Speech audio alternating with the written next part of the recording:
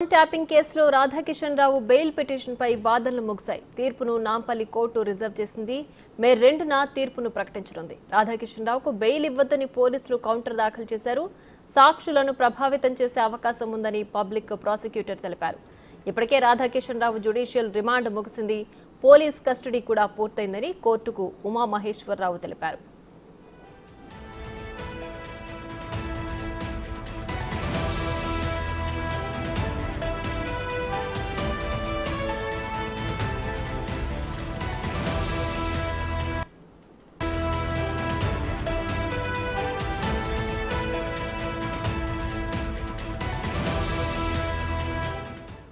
దీనికి సంబంధించి మరింత సమాచారం మా ప్రతినిధి రానా అందిస్తారు. రానా,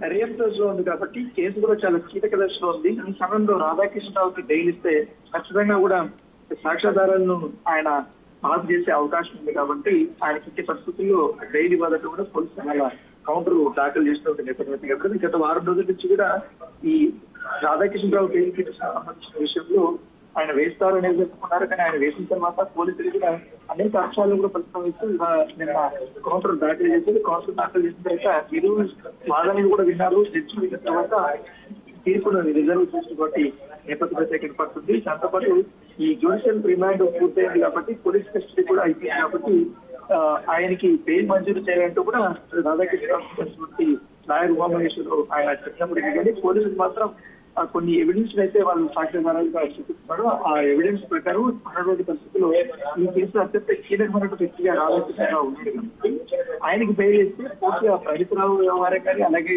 భుజంగరావు వ్యవహారం కానీ, తిరుపతన్న వ్యవహారం కానీ, ప్రభాకర్ వ్యవహారం కానీ ఇవన్నీ కూడా వాళ్ళ సాక్ష్యాధారాలు కూడా చెప్పేసే అవకాశం ఉంది. ఇంకా వీళ్ళకి వ్యతిరేకంగా చాలా మంది కూడా ఇప్పటికే సాక్ష్యాలు చెప్పారు. దాంతో పాటు రాధాకృష్ణరావు మీద 5 మంది పాటు కూడా కంప్లైంట్ కూడా ఇచ్చారు. వాటిని కూడా మేము విచారిస్తున్నాం. దర్యాప్తు కూడా చాలా కీలకమైనటువంటి దశ ఉంది. ఈ కేసులో అత్యంత కీలకమైన వ్యక్తిగా కూడా రాధాకృష్ణరావు ఉన్నారు. ఎందుకంటే మరోవైపు ప్రభాకర్ రావు కూడా విదేశాలకు పారిపోయినటువంటి నేపథ్యంలో ఆయన తర్వాత ఈయన అత్యంత కీలకమైన వ్యక్తిగా ఉన్నాడు కాబట్టి ఈ నుంచి రాబట్టాల్సిన వ్యవహారం చాలా ఉన్నాయి. ఇప్పటికే ఈయన దగ్గర నుంచి సేకరించినటువంటి సమాచారం మేరకు, అలాగే బాధితులు ఎవరైతే వారించినటువంటి దర్యాప్తు కొనసాగుతుంది.